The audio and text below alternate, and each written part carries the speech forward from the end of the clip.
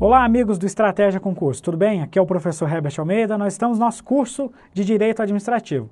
Nós estamos falando sobre os atos administrativos e no vídeo anterior começamos a trabalhar os atributos dos atos administrativos. Já trabalhamos os 3 atributos mais abordados aí na doutrina: presunção de legitimidade, autoexecutoriedade e imperatividade.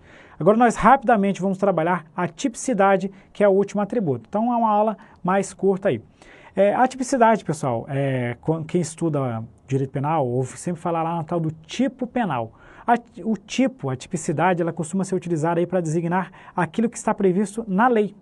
Então é o enquadramento do ato administrativo na lei. O que quer dizer? Como a administração ela deve seguir o princípio da legalidade, ele informa o direito administrativo, é uma fonte do nosso direito administrativo. Obviamente que para praticar um ato administrativo deve existir uma previsão legal. A lei deve detalhar ali os requisitos, alguns detalhes, deve representar aí como que deve ocorrer aquele ato administrativo. Então o ato, quando praticado, ele deve existir um tipo, uma situação que ele se enquadre dentro da norma legal. Então foi para a tela. Então assim fica muito tranquilo, dentro de tudo que a gente já viu até agora, compreender o que é a tipicidade. Então a gente tem aqui, ó, a tipicidade, que a gente já falou que ocorre, que a gente vai encontrar esse atributo lá na obra da professora Maria de Pietro. A tipicidade, basicamente, ela vai dizer o quê? Que o ato administrativo ele deve corresponder a um tipo, a algo que está com previsão em lei. Então a gente coloca aqui previsão em lei para a prática do ato administrativo. Com isso, a professora de Pietro diz que a gente deve buscar, o objetivo de tal atributo é buscar evitar a prática dos atos inominados. O que seria um ato inominado, professor? O ato inominado é aquele justamente que não possui uma previsão em lei. Vem para mim. Ato inominado é aquilo que a administração está fazendo sem existir previsão legal, sem existir uma descrição daquele ato administrativo. Então, o atributo da tipicidade busca evitar isso. Consequentemente, busca-se evitar que a administração pratique um ato totalmente discricionário.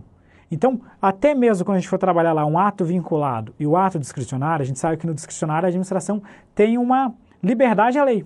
Só que essa liberdade é a liberdade dentro da lei, dentro dos limites estabelecidos em lei. Por exemplo, quando existe lá a aplicação da pena de suspensão ao servidor público na esfera federal, essa suspensão na Lei 812 pode ser de até 90 dias. Se a administração praticar um ato fora desses 190 dias, de 90 dias, praticar um ato de 120, de 150 dias na suspensão, isso está fora do enquadramento legal. Então você limita a discricionariedade do agente público.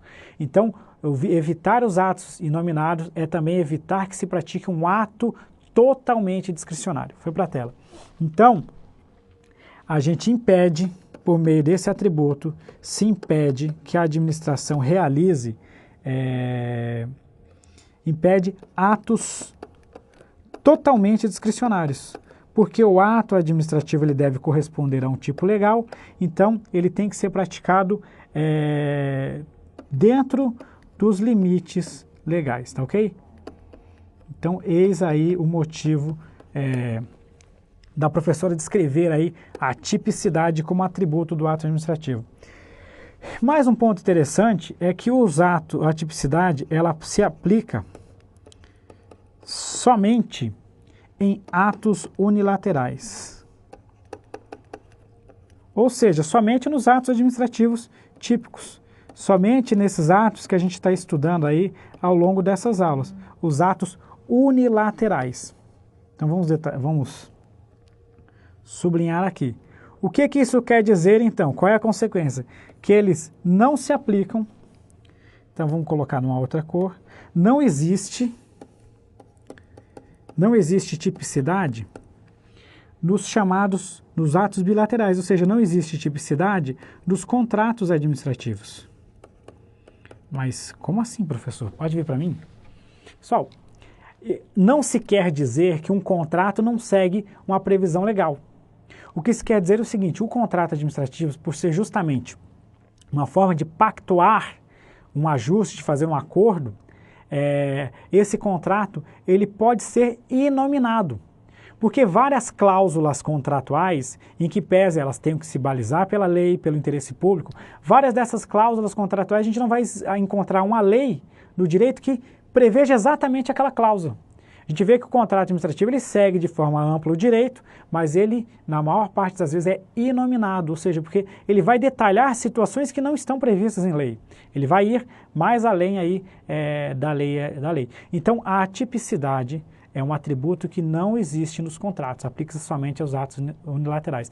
Ainda que a gente tenha visto que atos administrativos não devem se confundir no direito administrativo com atos bilaterais, como a professora de Pietro traz expressamente esse texto lá, esse parágrafo, trabalhando isso no seu livro, isso costuma aparecer em concurso. Então, basta você guardar. A tipicidade é atributo dos atos unilaterais e não está presente nos bilaterais, como os contratos, porque o contrato pode ser inominado, pode trazer situações que não estão previstas em lei, enquanto o ato deve corresponder ao tipo legal, ok? Com isso a gente fecha aí todos os atributos dos atos administrativos. Vamos para a tela?